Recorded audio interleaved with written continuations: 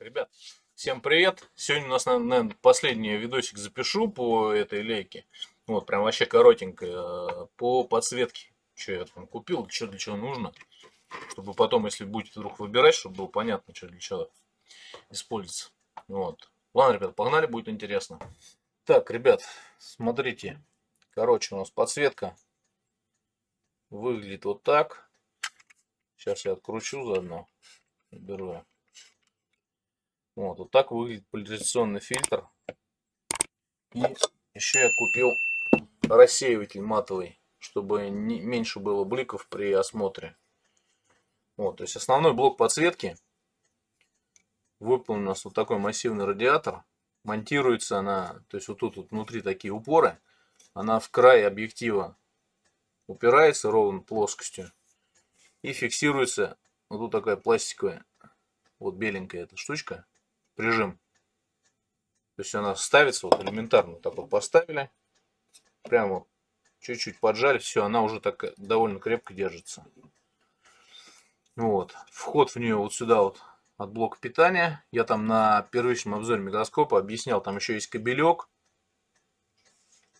Вот, она, короче, это, можно объединять, там делать систему освещения, то есть разные эти управления поддерживает. Но это все тоже очень дорого, как бы, я пока вот только такой купил.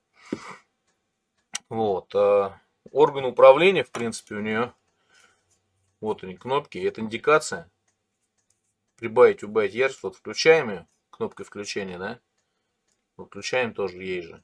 Включили, и можно, вот, это минимальная яркость, ну, хотя тоже ярко светит, да, это вот максимальная яркость. Делаем на все.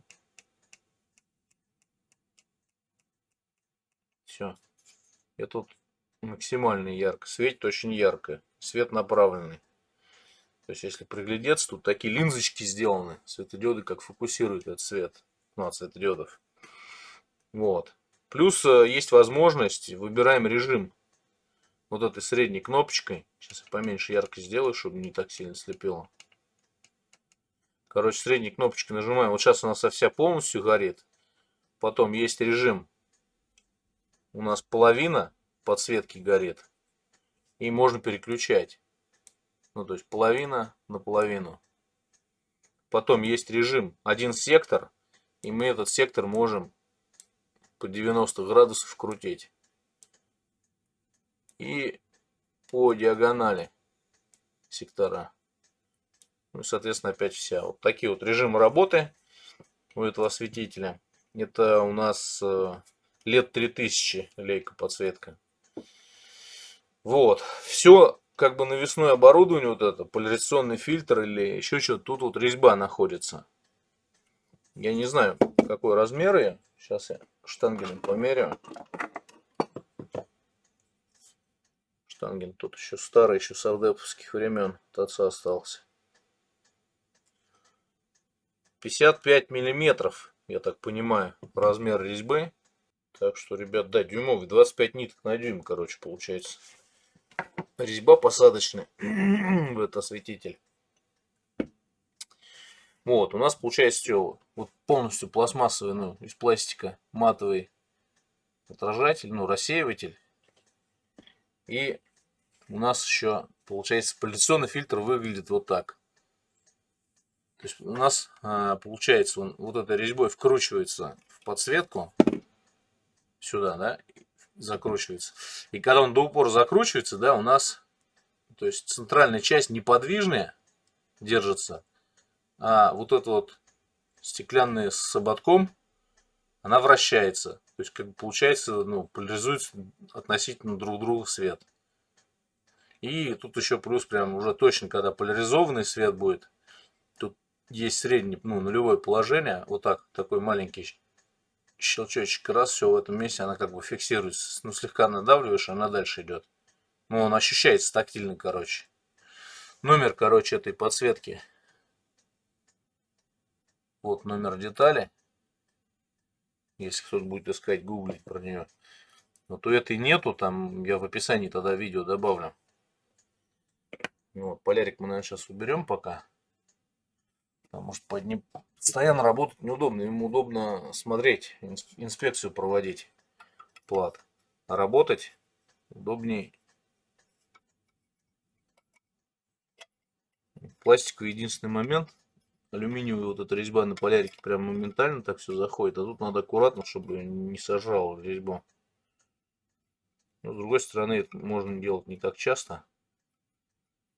Потому что полярики, я говорю, это уж такие специфические вещи. В принципе, и так видно все хорошо, но некоторые вещи он, конечно, прям огонь помогает увидеть. Так.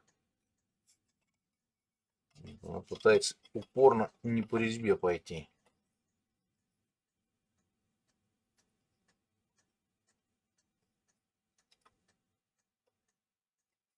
Короче, надо еще приноравливаться к этой. Во, все, пошла.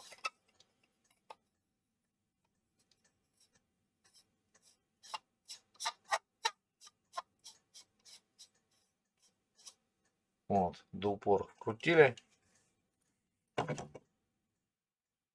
Поджали. Ну и можно пользоваться. Все, он такой дает насыщенный матовый цвет. Сейчас.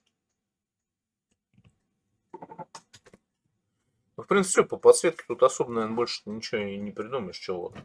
Накручиваются разные вещи. Все, короче, всякие эти аксессуары. Еще у них существует подсветка.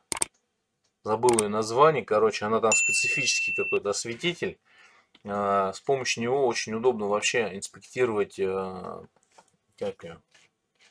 переходные отверстия. Он как-то, ну, короче, острый фокусный пучок делает. То есть светом прям точечно. Ну, и картинку прям дает это. Как переходное отверстие, короче, ну, повреждено, нет, там можно все осматривать в нем. Так что вот как-то так, ребят. Ну, вот такой у нас небольшой короткий обзорчик получился по подсветке. То есть, в принципе, тут особо много нечего рассказывать. Все просто, элементарно, то есть доступно. Надеюсь, информация в этом видео была кому-то полезна. Ставим лайки, подписываемся на канал. Не забываем про Telegram, Boosty, Дзен. Вот. Ладно, ребят, всем мира, всем добра, всем пока.